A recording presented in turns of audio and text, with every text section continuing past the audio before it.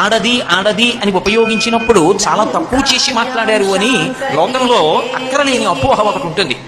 అసలు ఒక స్త్రీకి పరమ గౌరవించదగిన మాట ఏమిటి అంటే ఆడది. ఎందుకో తెలుసా? ఆడది అన్న మాట వాడడంలో ఆమె లక్ష్మి అని గౌరవించినట్టు 2 చేతులు ఎత్తి నమస్కరించు. నా ఇంట పిల్ల పుడితే ఆడపిల్ల అంట. ఏ పిల్ల పుట్టింది అంటే ఆడపిల్ల పుట్టింది అంటాను. ఆడ అంటే అక్కడ. ఈ పిల్ల లక్ష్మి నన్ను అనుగ్రహించడానికి నా కడుపున పుట్టింది.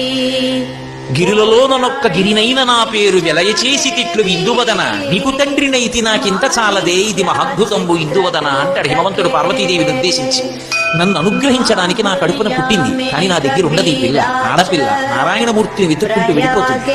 అతని వంశాన్ని ఉద్ధరిస్తుంది, అతని మనశ్శాంతికి కారకమవుతుంది, గోత్రం మార్చుకుంటుంది, ఇంటి పేరు మార్చుకుంటుంది.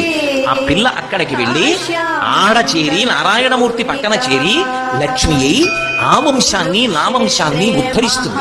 ఇంతటి వైభవాన్ని చెప్పడానికి ఆడపిల్ల ఆడది అన్న 3 అక్షరాలు వాడతారు. ఆడది అంటే బలహీనురాలు అని కాదు. మగపిల్లవాడు ఒక్క వంశాన్ని ఉద్ధరిస్తాడు. 2 వంశములను ఉద్ధరించగలిగి నెలకొపడే 3 వానలలో ఒక వానకి కారణమైన పరమ పవిత్రమైన లక్ష్మీ స్వరూపాన్ని కీర్తించడానికి మనసు పొంగితే అన్ని వాక్యాలు అస్తమానం చెప్పలేకపోతే వాడే 3 అక్షరాలు ఆడది. దానికి గుండెలు బాదుకుని బెంగపెట్టుకోకూడదు. ఎంత పరమ పవిత్రమైన మాట వాడాడో అని సంతోషించాలి.